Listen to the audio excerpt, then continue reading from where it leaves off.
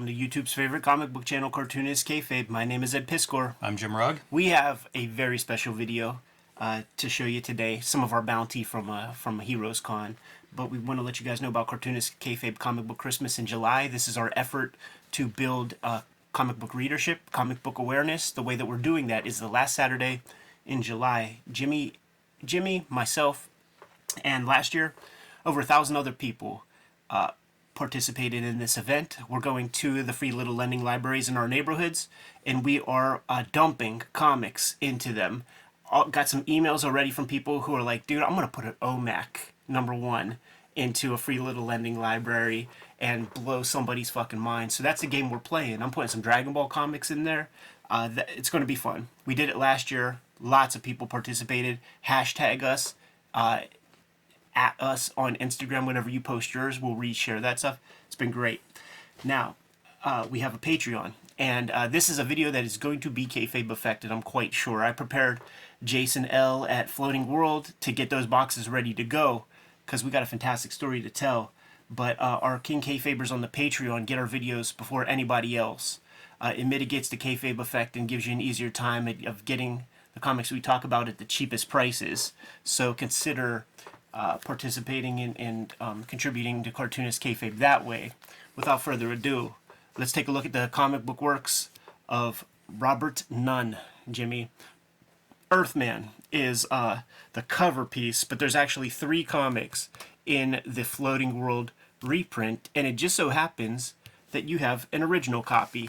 Now, I want to point something out, because they sold it reasonably well on this back cover. Here's what makes it so special. Robert Nunn, born in the 1930s.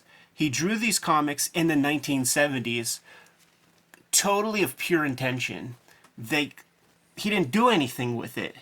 His lovely wife came across the pages, maybe in the attic or something, and she decided to publish the books in the 1990s. There were 2, Earthman and Torch, 500 copies apiece, with the express purpose of just selling them through one local shop. Jimmy just happened to have a freaking copy, so Jimmy has one of the 500, which is an amazing thing to go down. And you know, this is a power comic, so that's Evan Husney and crew. They have a YouTube channel and a little small imprint at Floating World where they've been unearthing old Outlaw comics and giving them some reprints, man.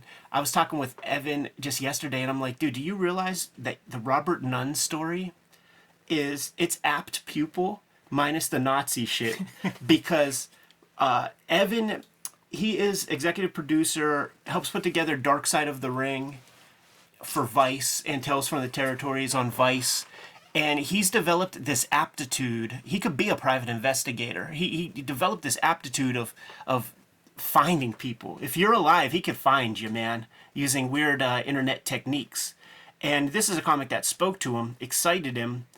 There were some addresses and stuff in the back of like Earthman. Well, there's a lot missing. You know, like there's an address there, but there's no year.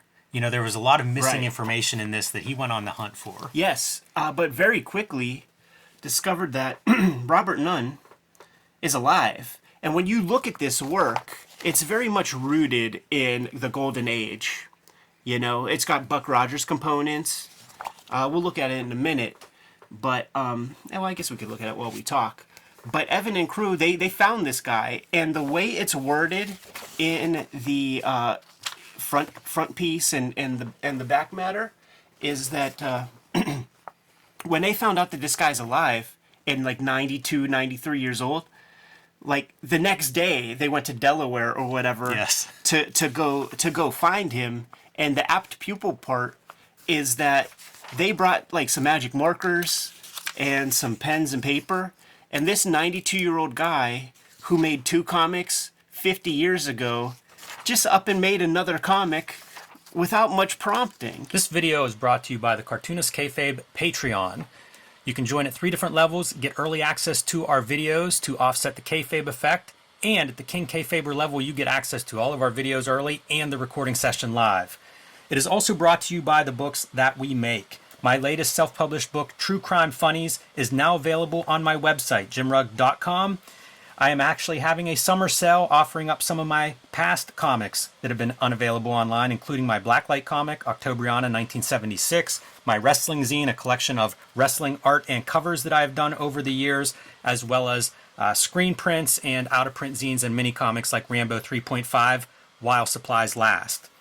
Ed Piskor's upcoming books include the Hip Hop Family Tree Omnibus. You see the cover proof here. This is going to be a beautiful book. Over 500 pages, including 140 extra pages, plus all of the Hip Hop Family Tree strips. This will be in time for the holidays this year, and it'll be the book of the holidays. There's also an upcoming X-Men Grand Design trilogy collection. All 3 volumes of X-Men Grand Design coming out later this year from Marvel in one handy volume. These have gone in and out of print, so if you need X-Men Grand Design in your life, and you do, that is the easiest way to pick that one up. Pre-order it now. And Red Room Crypto Killers #1, this is the start of the 3rd and final season of Red Room. These are coming out now monthly, so get those on your pull list. Let your comic shop know that you want to subscribe to Crypto Killers. And issue #3, which is coming out next, has a backup featuring a new set of characters that Ed will be working on for the foreseeable future. So could be a great rock key to add to your collection. And now back to our video. Yeah, within a couple of weeks, he had pages in hand. He fell back into the old ways. You know what's great about this comic is the readability of it is something that is lacking in almost all Outlaw comics. Clarity and things. There's an overabundance of dialogue, overabundance of wordage, and this is an exceptional read when it comes to these Outlaw comics. But it also makes me appreciate the Outlaw works of Ben Mara even further, because like one of the things that he was really good at leaning into is the show and tell aspect of the dialogue and what you are seeing done in the panel. Yeah, well said. Makes it very easy to follow, but as Evan says in that intro, makes it hard to place this in a time. That's true, yeah, because it really does look like it comes from the 30s or something. Yeah, and he was describing even like the sentences are sort of like, you know, weird English. Yeah. Not exactly broken English, but just an oddity to it, which is something I love in these kinds of comics. It's what I want. It's what I love about the self-publishing is that you can get that person's vision. It's almost like The Room or something. Yeah. Someone who maybe doesn't have the technical skills to do the polished version, but in comics, that doesn't really stop you. I was thinking of Ed Wood. Yes. This is very Ed Wood-like. When looking at it, because there isn't a very low barrier to entry. It's just time and discipline, energy to like get the work done. And then you get to see what a raw vision is. I would read 1,000 of these more than I would read like a Marvel or DC comic that is just like that same basic kind of thing. You're getting into this guy's head. And what is fun about this Earthman story is that you can tell that, you know, he's trying to develop surprises and pops and stuff like that. So he's not making this up as he goes. There's a structure to it in a way. Of course, when you get introduced to this lady vampire, right? But she's clearly not. And then you see that there is just like one absolute beauty. There's one chick who's like a mid-carder. She's a, what do they call it? A tweener. Mid-carder. she's a tweener in wrestling speak. You know, she could be a heel or a face. And then you have this like sea hag lady, and this guy is so kind of wholesome that he's like, oh, I'm going to get these guys. I'm going to get these readers. They're going to think that that's the vampire. But, you know, we've seen it all before. It's such a classic horror movie type villain. Yeah. That old lady, that old hag look. Totally. Here's your Buck Rogers kind of components. There's a meme floating on it's a video on Instagram. I come across it twice. It's a movie from like the 20s or 30s, and it shows a transformation before you like your eyes on the camera, where the person takes off a wig and the skin turns super haggard and shit. Like, and it's not a dissolve in the film or anything. It's Can I guess? Yes. Change in lighting? But a reactive makeup to that change in lighting. So it's like a light gel, and then it makes this skin like look crazy and like little shit under the eyes. It's so and clever things. for an effect. You got to see it. It's pretty great. You know, he does a good job, too, with some of these panels. Like, there's a lot of classic panels and a fair amount of variety. You know, get a close-up in there, get a one-shot, get these characters in silhouette together. The storytelling is not bad. it just you use that term American naive, Yeah. and that's all over this. Yeah, definitely. It makes me wonder, and it's not totally covered in here, but how must this guy have responded whenever like a couple of kids show up decades later being like, dude, love your work. Tell you, man, apt pupil, dude. Apt pupil. So in the end, the beautiful damsel in distress is in fact the vampire, and then at the last minute it becomes procedural, and I love it. It goes into this whole thing about the crosses. This page is how this guy was able to tell that she was a vampire the whole time, and it had to do with pinholes on her neck. Since vampires thrive on blood, you made sure you were found on the street so you'd be taken to the doctor's office to get a transfusion. I guess they don't check your blood levels back in the 30s to see that, you know, all your blood is in there, but a couple of pinholes will suffice. And this is the most ridiculous one. The phone was on the west end when it was hung up, but after Granny did something or other, she placed it on the east end, and that's enough to reveal to Buck Rogers that this lady was a vampire. It's amazing, like the two drawings of the phone too. Didn't copy them, you know, didn't photocopy it like you might expect or anything, and arrows, like right. diagrams. Like this is a presentation, a PowerPoint he's giving. When he starts getting to the end, he's really rushing to finish. You could see it, and I get that, man. Like, props to this dude for making a whole comic, because when I was starting out, I could barely get past page 3 before the skills would develop a lot more, and it would just be so ugly, and I would come up with better ideas. So this color, Earthman, this is the 90-year-old guy, apt pupil. Evan and friends go visit him in Delaware, and the guy's old synapses start firing, and it is incredible. It's pure. It looks like magic marker, because the original art was so rough. Like, this stuff doesn't feel too much more degraded in terms of line quality and things. It is fun to see him playing with the markers, and I like the limited color use. Like, there's still mostly white on the page. I think that's like one of those things too that, like, you know, with logic and stuff, like, well, these markers aren't infinite. Yeah, it looks like skinny markers. Like, I can't fill in that sky. It really does look like the stuff that you would get at like the Reading is Fundamental fair in school. It's so funny too in this extra story because it's Earthman, you know, the Buck Rogers-esque type character that he focuses on. But in my head, it's like, man, I like the vampire part from that first one. You may need to do like a focus group and see what part's resonating with your audience. It is great though, and it's cool to see like apparently a high level of enthusiasm to jump into this at the chance to do a little bit more to revisit one of his popular characters. I think those guys showing up, I mean, this might answer the story, you know what I mean? Like, I think this guy got some revitalization like no other. He's got pep in his step. Yeah, and I don't know whether he's still out there, but I hope he's watching this video right now. Yeah, me Bob, too. if so, man, congratulations. And I'm gonna knock wood, but I feel like, you know, getting these guys show up at your door and having that revitalized energy, I feel like that could add years to your life, man. Could be, and maybe more books to come. The Cuckoosaurus. Some of the creatures that are on this planet. This is like that, like, Codex, whatever the fuck, man, where he's just giving you a bestiary of the stuff that, like, lives in this crazy world. The red poo-poo tree. All right, now we're going to Torch, dude. This is the thing that Jack Chick never figured out, man. You gotta come up with a Christian superhero if you really want people to get behind your dogmatic and retrograde views. Yeah, and I wonder if I've seen this comic and passed on it, because, like, this is a ridiculous looking comic. Totally. Champion of superheroes. It's like Clarendon, I think, on your font there. Amazing. And I love this. Must be like the inside cover of the actual book. Yeah. Like, very ambitious. Look for more adventures of Torch. Wasn't Torch that he revisited? Yeah, it's true. But I don't know that his views have changed in all these years either. And this is, you know, anti-homosexual screed kind of thing. The lettering is much better. The cartooning, I bet he did this after Earthman. Absolutely. Because the cartooning looks like it's the next level. Yeah, it's way sharper. I'm going to try to keep my eyes peeled for Evan's favorite panels. It has something to do with him praying. Maybe it's an early one. Maybe it's an origin sequence.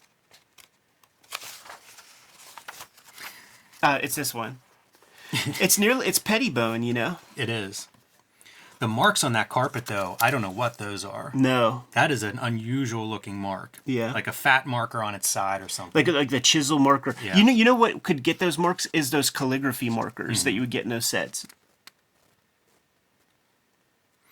Yeah, he's pulling out all kinds of stops on this. I love the choices to do like striped shirts. Mixes up, you get an external shot of the church, and it's almost like a little kid draws it. It really is that naive style. Oh, yeah. That's more of that stuff that Morrow would Yeah. be able to lean on. And am I nuts to see Gilbert Hernandez in some, like, whenever our big chested heroine shows up? Right. Our temptress. Right. Can Torch stay on the path of God? You just know when he draws this guy, he's like, I gotta give him a gay mustache. Yeah. That guy's questionable. They all got, Look, it's another one of these houses. I'm in love with these houses. Right. It feels like a Ben Mara house. Exactly. It's such the information, though. It's like the icon of a house. It really is effective comics. I don't know if Bob was thinking that, but it really is effective comics. Sticking to regular tiers and stuff. 6-tier grid, basically. Makes you wonder what kind of comics, like, he was looking at this point. Like, did he know Jack Chick comics? That's a good question. It wouldn't surprise me if he did. They reference in the intro Al Hartley's Christian comics, the Spire comics. Right. But again, I don't know whether that's something that comes out of Nunn or not, if that was something he was conscious of. But there's definitely that sub. I have a big Christian comic section in my collection. Yeah. I find that stuff really compelling. So I would guess he must have known some of it. The Chick Track stuff seems like that's ubiquitous once those start coming out. Yeah, the word tract was even used in one of the panels there. Here's some of your weird marks here. It is, like, in kind of like an amateurish fashion, as we get to the end of his stories, like, his enthusiasm, there's a powdering that happens. Like, he's really going for it, hardcore, spotting blacks, all kind of stuff. And then here, it's getting really, like, side view. It gets bogged down in exposition. Right. Which is something I think a lot of comics, if you're really concerned about that, have a problem as you get near the end where it's like, oh, I got to tie up all these, I got to answer all these questions. Right. Little Gil Kane montage sequence here. That's a funny reference. It does make me wonder what this guy's looking at. Yeah. Evan needs to do a follow-up interview with him and get some influences down on the record. So this is the back cover to the Earthman book. That's right. And check this out. The new Earthman comic book. Then please write to your local newspaper and ask them to put it in the paper. Ask them to write to American International Newspaper Syndicate. And here's like the address. Like, even that's a naive approach. And to this day, like, you sort of, there was very little information, and this guy wasn't a New York cat. Like, there's very little information back then, so you had to kind of like give it a go, figure it out. And you had to do some real diligence to figure out how to make, approach a syndicate, where to find a syndicate, all of that stuff. It's the year 2023. We just came back from Heroes Con, and there's still people who like have some acumen, have some skill, and are very like naive in terms of like how to approach people, what to do with it, what kind of publishers would be interested in that kind of thing. But we have access to all information now, man. But this is that amazing vestige of a time where, you didn't even know how these guys, what these guys used to ink. It's so kayfabe if he's making up that syndicate. And look at this signature, man. He has the signature of the superstar. That's it. Or the rank amateur. Either way, but that is a lot of signature going on there. Yes, sir, man. So there it is, dude. A comic by a fucking 90-plus-year-old dude. The guys at Power Comics, Evan Husney and crew.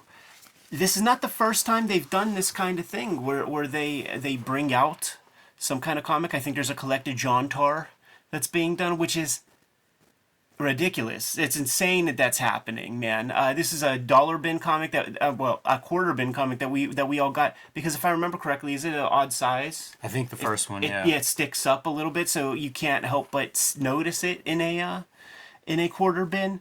They're doing the collected versions of that, and they reach out to these guys and find out that there's like, yeah, a second issue that has never saw the light of day or is in half progress or something like that. And Evan and crew encourages them to finish the comic, and they put it out. That supplemental material is so interesting. They did Vendetta, the Red Bullet Steve McCardle stuff. Very cool comics from the early 90s. Same deal, track down the guy. Turns out he still has his original art even. It's pretty interesting bringing this stuff out with the extra material. That's the important part. Mm-hmm. That's the part that you need, because it's really capturing a wild period of time. Now, this is as far outside as can be, because like all those other comics are within that black and white boom system that you even, no matter how shitty you were, you're probably able to make a couple of dollars, because these shops didn't want to miss out on the next Ninja Turtles. And at the time there might have been 4,000 shops. So if they all buy 2 copies, 8,000 for a month's work, like that ain't bad chump change for a guy. And that's where most of that other stuff comes up from. But this is a very, very special kind of comic with all the extra baggage that's packed in there. And this could have been on the cover. This could have been right there. Yeah, it probably would have attracted a little more interest. But hey, man, that's why we do this channel, showing off interesting comics. And this is one of the more interesting comics that I've seen in the last recent amount of time. Very limited print run on this kind of comic, man. So if you are the least bit interested in it having this piece of kind of Americana, I encourage you to order it sooner than later. I love the meta story too. It's his wife publishes this in the 90s. It's a guy who tried to be a published cartoonist and just did not get any bites. His wife publishes this, and then 30 years later, some fans show up to republish it, and both the husband and wife both still around to kind of enjoy that victory. Yeah. I wonder if they have email addresses. Evan could send them a link. Good to go? I am. Kayfabers, like, follow, subscribe to the YouTube channel. Hit the bell so that we can notify you when new videos are available. Cartoonist Kayfabe Comic Book Christmas in July is our initiative to create more comic book readership. The way that we're doing that, hit up your free little lending libraries in town. Stuff those things to the gills with comics. Grab a couple comics from the dollar bin or quarter bin in your neighborhood. Grab some of your doubles. Grab some of your comp copies. If you are a working cartoonist, stuff those things with these fresh comics and allow for the possibility that somebody walks by there, sees an attractive comic book image, goes in there, reads the comic, and gets hooked like a fiend, man. You give the first one free. This is a real free comic book day, by the way, man. Cartoonist Kayfabe Comic Book Christmas in July. The Patreon is there for the King Kayfabers who want to mitigate the kayfabe effect and support the channel. They're getting these videos earlier than everybody else. We had about a 5-10 minute conversation offline before we recorded this to hit them all that you should probably grab this comic because they're going to be going fast. So support the Patreon that way. Support the channel that way. But ultimately, the videos are brought to you by the books that we make. So Jimmy, let the people know what you have. My latest comic, self-published in the vein of Earthman, True Crime Funnies. Debuted at Heroes Con last weekend. I've gotten a lot of messages asking how people can pick this up, and you can get it now on my website as of June 24th while supplies last. I'm posting a bunch of my comics that are, if not out of print, just haven't been offered before online. So True Crime Funnies is the main one. We've got a crime story leading off nonfiction, and then 2 wrestling stories as backups, including Andy Warhol's Dalliance with the Squared Circle. I'll be putting up my Blacklight Octobriana from a couple summers ago. It was a Kickstarter. I've still got a few issues laying around. So, I'm putting up some of these oddities, basically stuff that I pulled out for Heroes Con. It's going to be available to everybody, first come, first serve, starting June 24th, Saturday. This is my wrestling zine. And I'll have some other stuff, screen prints, posters, things of that nature. But some of them are in very limited quantities. So check it out Saturday and pick up some of the Jim Rugg collection that you don't have yet. The Hip Hop Family Tree Omnibus is coming sooner than later, in time for the holidays this year. 504 pages. It's going to encompass all 4 volumes of Hip Hop Family Tree. Look at the size of this spine right there. We're going to put 140 pages new material in there that is not in those first 4 volumes. Lots of new artwork that I put in there to make this book feel like something brand new. Put in your pre-orders now. We got this thing off to press. And there was a limited quantity. We had to guess what people were going to show up for this, man. So there is a limited quantity of this first printing. Get in sooner than later. We're also going to be, through Marvel Comics, putting out X-Men Grand Design Trilogy trade paperback. Taking all of my X-Men Grand Design comics, putting them into one handy-dandy trade paperback so you can enjoy the entirety of that project of mine. The comic that I'm putting out these days, though, is Red Room Crypto Killers. And the first issue's out. Here it is right here. We did a director's commentary not too long ago on the channel. Second issue should be coming out any time now, but I definitely encourage you guys to put in your orders for the third issue, because that is going to be an Eddie P. hotkey. It has a backup story that is going to be the subject of the daily strip that I'm working on, and I'm going to be working on that project for a while, so their first appearance is going to be in Crypto Killers #3. That's a hot tip to the King Kayfabers out there, Jimmy. But what else do we got going on? Subscribe to the Cartoonist Kayfabe e-newsletter at the links below this video. You can also find Cartoonist Kayfabe t-shirts, merchandise, stickers, and more at our spread shop. That is also linked under this video. All good ways to support the channel. Give them those marching orders, Jimmy. We'll be on our way. Read more comics.